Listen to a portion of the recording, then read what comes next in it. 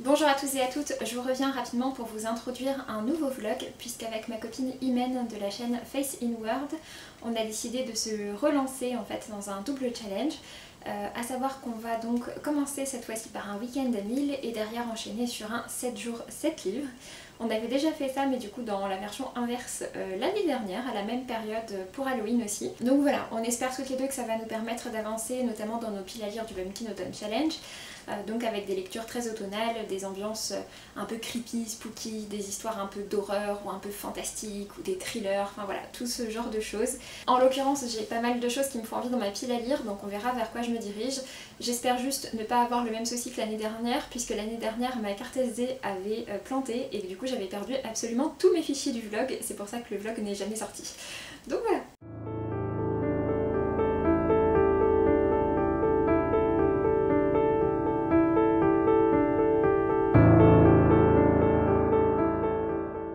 Salut, je vous reprends, on est samedi, il est à peu près 16h30, je viens vous faire un petit point par rapport à ce que j'ai lu. Hier soir j'ai terminé le roman graphique qui s'appelle Éclore, c'est écrit par Aude Mermillot et du coup c'était un des titres que j'avais déjà en cours de lecture avant de commencer le challenge.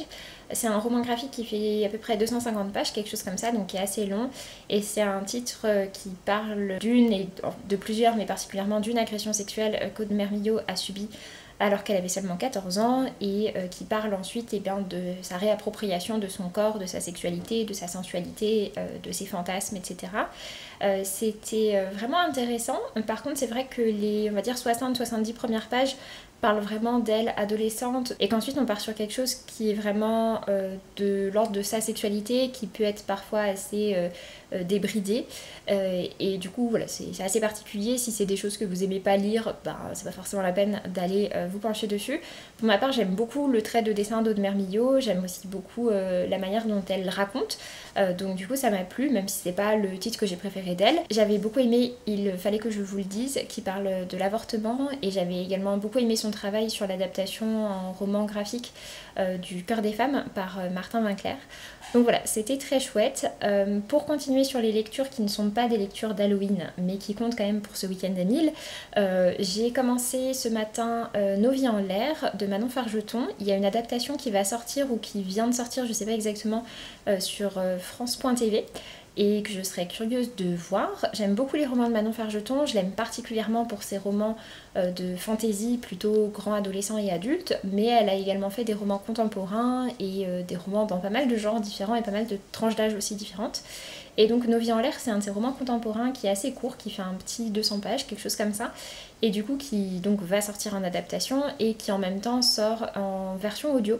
Et du coup je suis en train de l'écouter en version audio. C'est un titre qui du coup est très court, il fait 4 heures d'écoute audio en sachant qu'il y a un entretien avec Manon Fargeton, donc je sais pas combien de temps l'entretien fait, mais que c'est compris dans les 4 heures d'écoute. Et du coup j'en suis à la moitié. En tout cas voilà, pour l'instant j'aime vraiment bien. C'est l'histoire de deux adolescents qui s'appellent Mina et Océan et qui se rencontrent un peu par hasard, tout simplement parce qu'ils ont choisi le même toit pour se suicider un soir. Et ils vont en fait décider de passer la nuit ensemble et de décider au matin venu qu'est-ce qu'ils font et si effectivement ça vaut le coup de mourir ou pas. Donc voilà, le point de départ avec ces deux adolescents qui se retrouvent en haut d'un bâtiment, etc., ça fait un peu penser à Tous nos jours parfaits de Jennifer Niven qui est sorti il y a quelques années. Mais c'était un roman que j'avais lu, que j'avais trouvé vraiment beau et intéressant, mais que j'avais trouvé très très dramatique. Et pour le coup, c'était un roman qui était assez long, qui se passait vraiment sur plusieurs semaines ou mois. Et là j'aime bien le fait que ce soit très court, du coup ça parle vraiment de santé mentale, de harcèlement notamment, etc. La lecture audio est très bien faite, il y a deux voix du coup, une voix féminine et une voix masculine pour les deux personnages principaux, comme les chapitres sont alternés. Et du coup c'est un comédien qui lit les parties masculines et c'est Manon Fargeton qui lit les parties féminines. Et je trouve qu'elle lit très bien. Pour cet après-midi du coup je voudrais lire un roman. Je pense lire un roman court et pour le coup un roman plutôt Halloween. Et du coup j'ai sorti Fille de rouille, donc je pense partir là-dessus.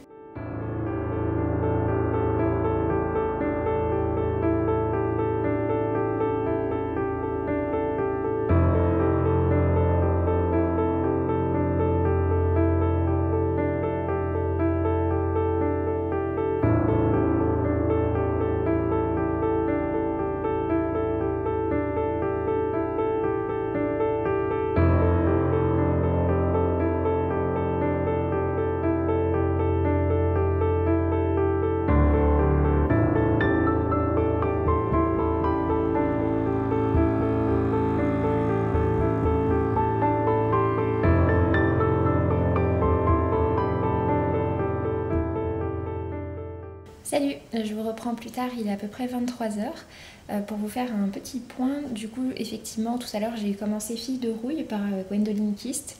Par contre, je me suis endormie assez rapidement dessus au bout d'une trentaine de pages parce que j'étais vraiment fatiguée. Et j'ai dormi plus longtemps que je pensais, j'ai eu du mal à me réveiller, à me remettre de cette sieste. J'ai pas encore terminé Fille de rouille, mais je pense que je vais le terminer ce soir ou demain matin dans tous les cas. Il me reste à peu près une centaine de pages. En tout cas, pour l'instant, j'aime bien ce que je lis. Pour faire un petit point par rapport au nombre de pages, j'ai donc lu à peu près 200 pages du roman graphique Éclore, à peu près 100 pages de Nos vies en l'air en audio, et puis pour l'instant 150 pages de Fille de rouille, ce qui nous fait donc 450 pages. Donc voilà, du coup c'est plutôt bien, 450 pages, si je le finis un petit peu plus de 550. Pour l'instant j'aime plutôt bien, c'est plus un roman d'atmosphère et d'ambiance plutôt qu'un roman vraiment d'action avec plein de rebondissements, de courses poursuites d'horreur, etc. C'est pas du tout ça. Je passe un chouette moment avec en tout cas, et du coup je vous en reparlerai quand j'aurai terminé. Salut, je vous reprends, on est dimanche, il est midi. J'ai pas encore relu ce matin, par contre j'ai terminé hier soir Fille de rouille, donc par Gwendoline Kist, qui est publiée aux éditions du Chat Noir. Effectivement, comme je vous disais, c'est plus un roman d'ambiance avec quelques scènes, mais pas très nombreuses, qui sont beaucoup plus sombres et dérangeantes. C'est un récit que j'ai trouvé vraiment intéressant. Alors, il n'y a pas du tout d'histoire d'amour lesbienne, contrairement à ce que je pensais vu la couverture. Vraiment pas du tout. En fait, il n'y a pas d'histoire d'amour tout court à l'intérieur du récit. C'est l'histoire donc de 5 filles qui vont se retrouver petit à petit rongées par la rouille. Ces 5 filles, c'est 5 adolescentes qui viennent de finir le lycée et qui habitent dans la même rue. Sauf que nous, notre personnage principal, eh bien, c'est la 6e si on veut. Elle est dans la même promotion que les filles. L'une d'entre elles, sa meilleure amie, c'est aussi sa cousine, et pour autant, elle a rien, elle se transforme pas, et du coup c'est un petit peu le point de liaison qu'elles ont encore avec le monde normal, parce qu'elle les a très bien connus. Donc voilà, c'est un récit qui est vraiment chouette, mais du coup c'est vrai que ça parle beaucoup plus finalement de sororité, d'amitié, etc. Effectivement de cette transformation du corps avec ce côté très dérangeant et tout. C'est pas un récit avec de grosses révélations ou quoi, mais voilà, j'ai trouvé que pour ma part ça fonctionnait bien, ça se lit vraiment très très bien, je trouve que c'est très fluide et que l'ambiance nous transporte complètement. Donc ma foi c'est ce que j'en attendais. Effectivement c'est peut-être pas un récit extrêmement marquant ou quoi, mais pour ma part il a bien fonctionné. Pour aujourd'hui, donc là comme je vous disais il est midi, je vais pas tarder à partir, il faut que je mange avant parce que j'ai réservé un stage de pole fusion, donc c'est un stage de fusion entre de la pole dance classique avec des acrobaties etc. et de la danse sur talon. C'est la première fois que je fais ça. Donc voilà, on va voir ce que ça donne. Du coup je vais en profiter pour finir le livre audio que j'avais commencé, donc Nos vies en l'air de Manon Ferjeton. Et puis je continuerai ensuite à lire. Donc je verrai si je repars sur un roman ou si je lis aussi un peu de graphique. J'ai pas mal de graphiques qui se prêtent bien à la saison. Donc voilà, on verra ça. Salut, je vous reviens pour vous faire un petit point rapidement. J'ai terminé Nos vies en l'air. Comme je vous ai dit, je l'ai écouté là sur mon aller-retour. C'était vraiment sympa comme livre. Après, c'est un livre qui se passe juste sur une nuit. C'est le postulat de départ et l'autrice, donc Manon Fargeton, s'y tient. Du coup, c'est vrai qu'il y a pas mal de choses qui restent un petit peu en suspens. Il y a des choses sur lesquelles on n'a pas forcément des réponses. Mais c'était chouette. Et donc, du coup, c'est l'histoire donc, de 2 adolescents qui se rencontrent sur un toit, qui ont tous les deux prévu de se suicider en fait la même nuit et qui décident de passer la nuit ensemble et de décider de voir ce qu'ils feront au matin. Donc voilà, c'était vraiment intéressant. Ils se lancent du coup pas mal de défis, on a des souvenirs de leur passé qui ressurgissent, qui nous amènent un peu d'explications sur qu'est-ce qui les a amenés dans cette situation-là. Et voilà, c'est des personnages qui sont parfois un petit peu agaçants dans leurs réactions, mais qui sont aussi intéressants et qui amènent des sujets différents l'un et l'autre. Donc Mina et Océan, ça va parler de sujets de harcèlement, ça va parler de mutilation, ça va parler de suicide du coup, également de suicide de personnes proches. Voilà, il y a plein de sujets différents qui sont abordés et c'était vraiment intéressant. J'aime bien la manière dont c'est fait. Après c'est vrai que c'est très court et que la fin laisse un petit goût de trop peu parce que voilà ça s'arrête au matin et qu'on ne sait pas trop ce qu'ils feront après. Et du coup, voilà, on se pose des questions. Je suis assez curieuse de voir ce que donnera la série. Donc c'est une mini-série, je crois, en 8 épisodes qui va sortir sur France.tv. C'est prévu pour le 25 octobre, donc c'est pas encore sorti à l'heure à laquelle je vous filme, mais ce sera sorti quand vous verrez la vidéo. Et le livre audio, pareil, il sort le 23, donc en fait c'était une petite avant-première sur NetGalley. Du coup j'ai un petit peu traîné, j'ai fait mon stage, c'était vraiment chouette. Là il est 18h40 parce qu'on s'est un peu baladé ensuite, etc. Et du coup il faut que je choisisse ma prochaine lecture. J'ai pas mal de choses de sortie, j'ai fait une petite sélection. Je le lirai peut-être sur le reste de la semaine pour le reste du challenge. Ou sinon je le lirai un petit peu plus tard, mais voilà, j'ai sorti 5 livres comme ça qui sont assez courts.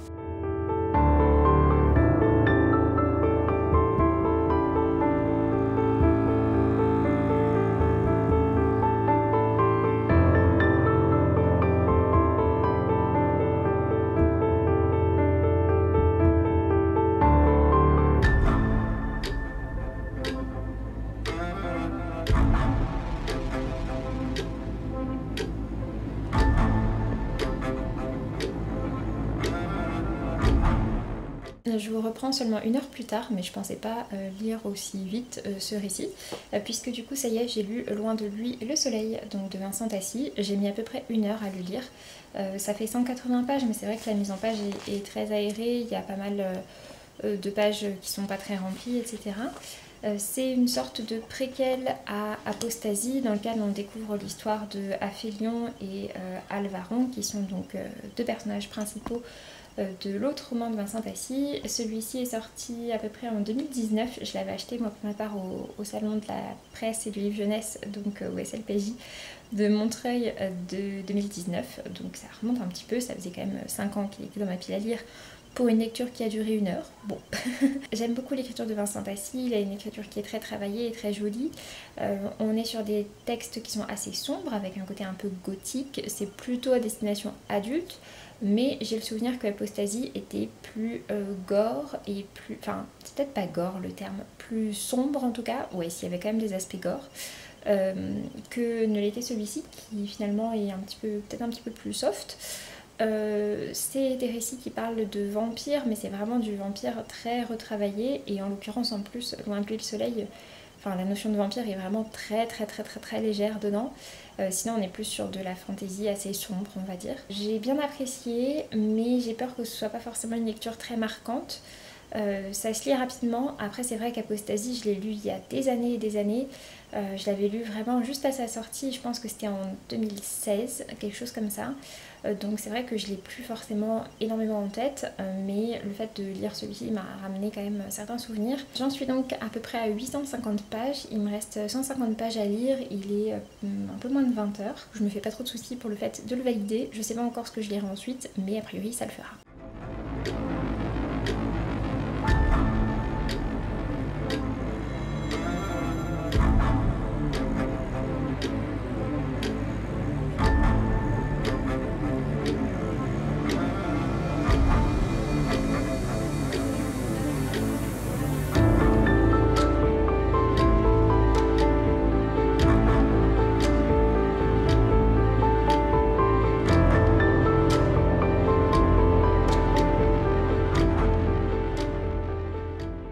Salut, je profite du fait de venir de filmer une vidéo pour vous faire un petit point dans ce cadre, puisque du coup on a fini la première partie du challenge, à savoir le week-end à 1000.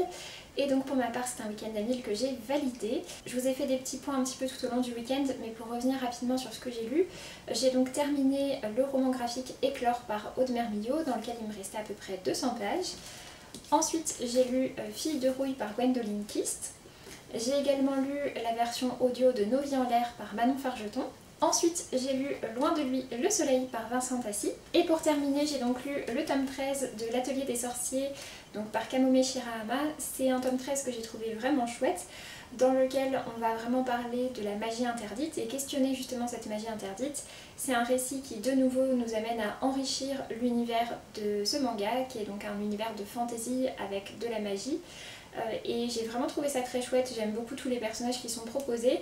Par contre c'est vrai que c'est un manga dans lequel l'histoire principale n'avance pas des masses et c'est un petit peu le cas à nouveau avec ce récit-là, même si on comprend bien que toutes les questions par rapport à la magie interdite vont faire avancer le gros du récit, les gros questionnements principaux qui existent dans ce récit-là.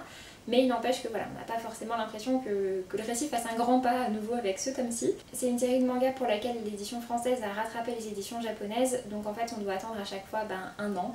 Et du coup quasiment à chaque fois à l'automne, souvent au mois d'octobre, on a donc la sortie du nouveau tome. Celui-ci vient de sortir, il est sorti juste là la semaine dernière. C'était très chouette, mais voilà, de nouveau on va devoir attendre un an. Et comme à chaque fois ça avance pas des masses dans l'histoire, c'est vrai que du coup il y a un côté un petit peu frustrant d'avoir beaucoup d'attentes pour au final pas avoir l'impression que l'histoire avance tant que ça et avoir un petit peu l'impression que ça stagne. Même si c'est toujours très chouette, même si c'est toujours très joli, même si les personnages sont attachants, etc. Voilà, c'est vrai qu'il y a ce petit côté un peu frustrant quand même. Donc voilà, avec tout ça j'ai terminé avec un tout petit peu plus de 1000 pages, j'ai vraiment terminé juste à minuit ma lecture. Et donc on va pouvoir attaquer la suite du challenge, à savoir donc un 7 jours 7 livres. Et on va bien voir ce que ça va donner, je sais pas encore trop ce que je vais lire aujourd'hui. Je travaille cet après-midi, donc on verra bien ce que j'ai le temps de lire. Et si je me dirige plutôt vers un graphique, plutôt vers un roman court, voilà, on verra bien.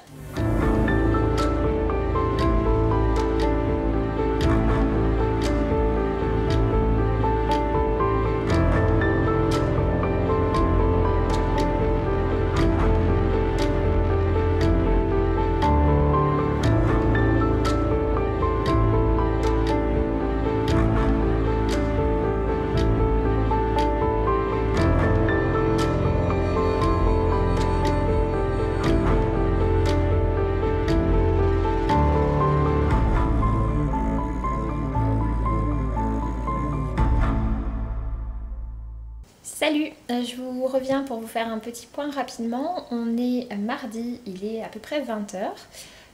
Hier, du coup, j'ai pas lu grand chose, je me suis mis à lire assez tard. Par contre, j'ai commencé La Nuit des Reines par Alex Bell et je trouve que ça se lit vraiment très bien, c'est vraiment très fluide. J'en suis à peu près à la moitié, j'en suis à la page 175 sur 375 en fait. On est sur un récit qui est inspiré de la Louisiane avec un endroit qui s'appelle Bâton Noir. Je sais pas si c'est une ville qui existe vraiment ou pas. Mais voilà, en tout cas c'est une ville vraiment très ancrée dans le folklore de la Louisiane. Et dans cette ville, on a une femme, une jeune femme qui est notre personnage principal, qui a du mal à joindre les deux bouts, qui vit un peu dans la pauvreté, qui est assez en galère. Et il y a toute une société magique très importante qui existe et qui domine la ville. Et donc elle en fait absolument pas partie. Elle est trompettiste et elle joue notamment lors d'oraisons funéraires. Et elle va être amenée à jouer en fait pour une oraison funéraire un peu particulière puisque c'est celle de la reine, et donc chaque année il y a une reine qui est élue, et donc là celle qui décède c'est celle qui était vraiment reine depuis plein d'années de suite et qui vient de se faire assassiner. Sauf que lors de cet enterrement, la reine avait fait une sorte de sort à travers une amulette magique, une poupée vaudou en gros, qui fait que son âme va se retrouver transportée dans le corps de quelqu'un, et donc en l'occurrence forcément de Jude, notre personnage principal. Et donc on va la voir un peu avec elle remonter sur la trace de cette enquête. Il y a de la magie du coup assez sombre à l'intérieur, on est sur une ambiance assez mystérieuse, assez sombre, etc. C'est intéressant, du coup il y a tout un dialogue intérieur puisque la voix de Ivoire lui parle donc dans la tête et qu'elle ne veut pas des choses très saines et très positives. Donc voilà, en tout cas c'est assez prenant, la mise en page est vraiment aérée, donc c'est vrai que ça se lit vraiment facilement, donc j'ai bon espoir de le finir ce soir ou éventuellement demain matin. Et puis sinon aujourd'hui j'ai pas encore relu du coup ce roman là, par contre j'ai terminé un livre que j'avais en cours qui était une lecture audio. Il s'agit du coup de Tomber du ciel par Alice Develay, si je dis pas de bêtises. Je l'ai écouté en livre audio, c'est lu par Ariane Bruce qui est une comédienne que j'aime beaucoup. C'est un titre que j'avais déjà commencé avant le challenge, j'en étais à 53% exactement. Sur un récit qui fait un petit peu plus de 7 heures d'écoute. Et du coup là j'ai terminé la suite, enfin j'ai lu toute la fin en faisant le ménage aujourd'hui puisqu'on a du monde qui arrive ce week-end, donc il faut vraiment que voilà, il fallait faire le grand ménage. En l'occurrence c'était le nettoyage de toutes les vitres de l'appartement, c'était super passionnant. Mais du coup voilà, j'ai fait ça avec le livre audio, ça m'a permis de le terminer. C'est un livre audio qui est vraiment bien, de manière générale c'est un roman qui est vraiment bien. Par contre, c'est un des titres les plus difficiles que j'ai pu lire, je pense. C'est un titre qui parle de santé mentale et plus particulièrement du trouble du comportement alimentaire, avec un personnage principal qui est une adolescente qui à 14 ans va se retrouver internée en hôpital psychiatrique pour justement ces troubles du comportement alimentaire et qui va subir là-bas beaucoup de maltraitance en fait de la part du système de santé en général, avec beaucoup de traitements qui ne lui sont pas expliqués, des traitements qui sont très très durs, des mots qui sont très durs, des privations de soi-même, de sa liberté, etc. qui sont vraiment affreux. Et surtout, on n'essaye pas de la comprendre, on traite juste vraiment son corps qui est malade et pas son esprit, alors que c'est intimement lié, on adresse très peu finalement sa psychologie. Donc voilà, du coup, c'est un titre qui est très très dur à lire, il y a des passages qui sont vraiment particulièrement affreux, donc je préfère prévenir, voilà, si c'est des thématiques qui vous tentent, vraiment c'est un récit qui est assez costaud. Par contre, c'est vrai que c'est un récit qui est très juste, qui est très poignant et qui est très proche de la vérité. Donc voilà, à voir après, à vous de voir comment vous le sentez, si vous sentez de découvrir ou pas. Donc comme je disais, aujourd'hui, ce soir, j'aimerais bien terminer La Nuit des Reines. Et puis ensuite, demain, il faudrait que je lise un roman graphique. Il faudrait que je lise demain ou dans les prochains jours, puisque je dois rendre une chronique sur la plateforme Isneo, en échange de quoi je peux le lire du coup gratuitement en version numérique. Et il s'agit du coup de la dernière sortie des éditions Kinaï et c'est un titre qui me fait super envie. De manière générale, j'aime beaucoup le catalogue des éditions Kinaï. Par contre, il faut aussi que je trouve un livre audio à écouter puisque j'ai aussi un peu de route pour y aller. Et on verra ce que j'arrive à lire demain. C'est vrai que le mercredi en général c'est une journée qui est bien chargée du coup puisque donc, je travaille ailleurs et qu'il y a souvent beaucoup de travail. En tout cas, je vous ferai un petit point.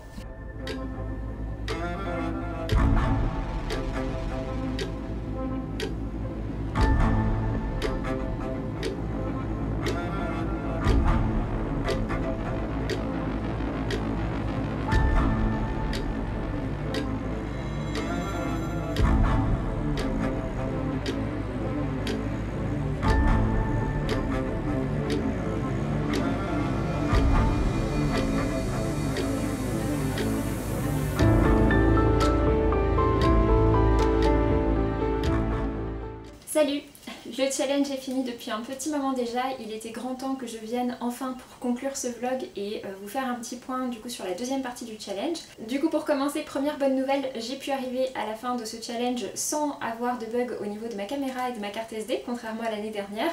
Donc cette fois-ci vous devriez bien avoir le vlog si je me décide enfin à me motiver à le monter. Deuxième bonne nouvelle, la partie week-end d'Amil, vous l'aviez vu, je l'ai validée, il n'y a pas eu de soucis. Si on prend sur l'ensemble, j'ai lu à peu près l'équivalent de 1 livre par jour. Par contre, si on se concentre sur le 7 jours 7 livres qui était consacré à la semaine d'après, donc du lundi au dimanche, pour le coup, je n'ai pas réussi. Voilà. J'étais pas forcément très loin, mais ça n'a pas été un succès. Je m'attendais à lire plus rapidement certains titres et puis peut-être aussi avoir un peu plus de temps libre. Donc bon, tant pis. En tout cas, ça a quand même été l'occasion d'avancer, de lire pas mal de titres qui me faisaient envie, qui étaient dans ma pile à lire d'automne, et puis surtout de partager tout ça avec Imen. Je vous invite à aller voir son vlog, elle l'a déjà sorti depuis un petit moment, elle était beaucoup plus à l'heure que moi. Mais du coup je vais vous faire un petit point pour revenir un petit peu sur ce que j'ai lu.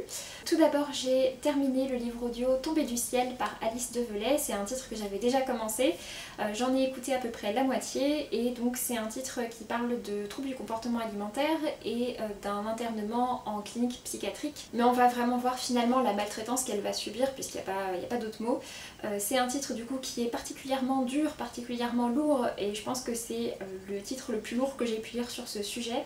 Donc vraiment prenez soin de vous, ne le lisez pas si vous êtes trop sensible à ce sujet-là ou si vous sentez que c'est pas le bon moment. Par contre si ça vous intéresse, c'est vraiment très bien fait. Donc celui-ci j'en avais écouté que la moitié et par contre j'ai écouté la moitié d'un autre livre audio ensuite. Donc bon, on peut éventuellement dire qu'à eux deux ça compte pour un livre lu. Puisqu'ensuite j'ai commencé en version audio L'heure bleue par Paula Hawkins, qui est donc un thriller qui vient tout juste de sortir. On est sur un récit qui se passe dans le domaine de l'art et c'est ce que j'ai trouvé vraiment très chouette. J'avais déjà lu de cette autrice La fille du train et pour être très honnête, ça m'avait pas particulièrement plu. J'avais été un peu déçue par ma lecture, j'avais trouvé qu'il y avait des choses intéressantes. Mais voilà, j'avais pas complètement accroché, mais pour le coup, L'heure bleue, j'ai trouvé ça vraiment bien fait. La lecture audio est très bien faite. Sinon, pour ce qui est des romans, tout d'abord, j'ai lu La Nuit des Reines par Alex Bell. Je trouve que ça se lit vraiment très bien. Le folklore était prenant, c'est un titre qui est assez imagé. Donc voilà, j'étais franchement prise dedans, ça a bien fonctionné avec moi, je suis contente de l'avoir découvert. Par contre c'est vrai que c'est un titre qui appelle quand même à une suite et il n'y a jamais eu de suite de publiée, en anglais non plus, puisque c'est une autrice anglaise au départ. En soi ça peut se lire tout seul parce que l'enquête est résolue, on a tous les éléments etc. Mais il y a quand même des éléments sur la fin qui nous laissent entendre que l'autrice avait très probablement l'idée de faire une suite, de reprendre ses personnages et de raconter la suite de leur histoire, ce que malheureusement nous n'aurons pas. Ensuite j'ai aussi lu Arlis des Forains par Mélanie Fazi. Mélanie Fazi je l'avais découverte en tant que traductrice de Brandon Sanderson, qui est un auteur que j'aime beaucoup, comme vous pouvez le voir tout là, juste en haut aussi, mais c'est hors du cadre. Et donc du coup ici on est sur un de ses premiers titres qui avait été publié je crois en 2004 ou 2006, quelque chose comme ça, donc il y a un petit moment déjà. Et on est sur un titre dans lequel on va suivre donc Arlis qui a toujours grandi parmi les forains avec sa mère et le reste des forains autour d'eux, voilà, qui gravitent, qui forment un peu comme une grande famille. Ils vont s'arrêter dans un village et il va faire la rencontre d'une jeune fille. Et cette jeune fille est très passionnée par tout l'univers des fantômes, du mystique, etc. et va initier Arlis à tout ça. On est donc vraiment sur un récit voilà, de fantômes, aussi de mystique, d'étrange. Il y a tout ce côté aussi avec le cirque, qui est un cirque qui met aussi en avant certaines bizarreries, etc. Donc vraiment il y a ce côté singulier qui ressort beaucoup dans le récit, avec vraiment une ambiance particulière et puis donc un mystère qui va être amené. On se pose aussi beaucoup de questions par rapport à l'origine d'Arlis. Et donc voilà, pour ma part j'ai passé un chouette moment avec, je suis contente de l'avoir enfin découvert. Et pour terminer, j'ai également lu deux graphiques. Tout d'abord j'ai lu Dark World, Rêve d'un futur ébréché. Je l'ai lu en version numérique, donc je vous afficherai la couverture. C'est un titre qui est publié aux éditions Kinaï et j'aime beaucoup ce qu'ils sortent en général, donc c'est pour ça que j'avais envie de le découvrir. En l'occurrence, on est sur un titre qui se base sur un monde qui a l'air d'être à la fois un univers de bande dessinée et de jeux vidéo qui est en train d'être créé, si j'ai bien compris. En tout cas, voilà, on est sur un monde plutôt de fantasy dans lequel il y a eu des grosses perturbations climatiques et certaines personnes qui essayent de s'en sortir, certaines personnes qui ont des pouvoirs, etc. On est sur un récit qui conjugue plusieurs histoires, deux récits il me semble, si je dis pas de bêtises, si je me souviens bien. Et voilà, donc globalement j'ai trouvé que l'univers était intéressant, qu'il était vraiment riche, que les personnages avaient aussi du bon. Par contre j'ai trouvé que les dessins étaient un peu trop brouillons pour moi et j'ai trouvé que le tout était un peu décousu et voilà, qu'il manquait quelque chose pour que tout soit bien lié et pour qu'on soit complètement pris dans l'histoire, même s'il y avait des choses intéressantes. Mais voilà, du coup ça a été une petite déception pour ma part, c'est pas le titre des éditions Kinaï que je vous recommande le plus. Et pour le second, j'ai donc lu Mooncakes par Wendy Xu et Susan Walker. C'est un titre qui me faisait très envie parce qu'il avait l'air d'avoir un super côté très cosy, cocooning, avec une fille qui vient d'une famille de sorcières et l'autre qui a l'air d'avoir un côté loup-garou et une histoire entre elles deux. Voilà, ça avait l'air vraiment parfait pour la saison et c'était effectivement le cas. Par contre, j'étais plutôt surprise parce qu'au final, c'est plutôt plus sombre que ce que je pensais. Je m'attendais vraiment à un truc très choupinou avec pas mal de cuisine et tout ça parce que voilà, la couverture laisse présager beaucoup de cuisine. Mooncakes c'est le nom d'un biscuit. Voilà, donc c'est vrai que je m'attendais beaucoup à ça et au final on a cette ambiance là de famille, de trucs mignons, etc. Mais c'est pas ce qui prédomine le plus et finalement ce qui prédomine le plus c'est plutôt vraiment un côté quête magique avec voilà, un côté très magical girl et un côté un peu plus sombre en fait au final que ce que j'aurais pensé, mais en tout cas j'ai vraiment bien apprécié. C'est un récit qui parle beaucoup de différences et d'ailleurs je me rends compte que j'ai fait une grosse bourde puisqu'en fait elle c'est une jeune fille mais l'autre personnage est non binaire et que c'est bien expliqué pendant tout le récit, mais voilà c'est pas ce qui m'est revenu au tout début. Je crois qu'au départ c'était des meilleurs amis d'enfance et qu'en fait Tam qui était partie revient dans cet univers là, revient dans cette petite ville dans laquelle elle avait habité alors qu'elle était enfant. Donc voilà, du coup c'était un récit vraiment très mignon. Notre jeune sorcière quant à elle est sourde et elle grandit je crois avec ses deux grands-mères, quelque chose comme ça, vraiment c'est très mignon comme récit. C'est plein de diversité, en même temps il y a vraiment ce côté Halloween et witchy vibe. Voilà, c'était franchement chouette, je suis contente de l'avoir découvert, même si effectivement ça correspondait pas forcément à ce que j'avais en tête. Mais j'ai passé un chouette moment avec. Sur ce j'en ai donc terminé avec ce vlog, j'espère qu'il vous aura plu, j'espère que vous aurez passé un bon moment en le regardant, j'espère que le montage aura été à la hauteur de ce que j'ai en tête et que du coup ça aurait été plaisant à regarder. Sur ce donc pour ma part je vous laisse, portez-vous bien et puis faites de belles lectures. Salut!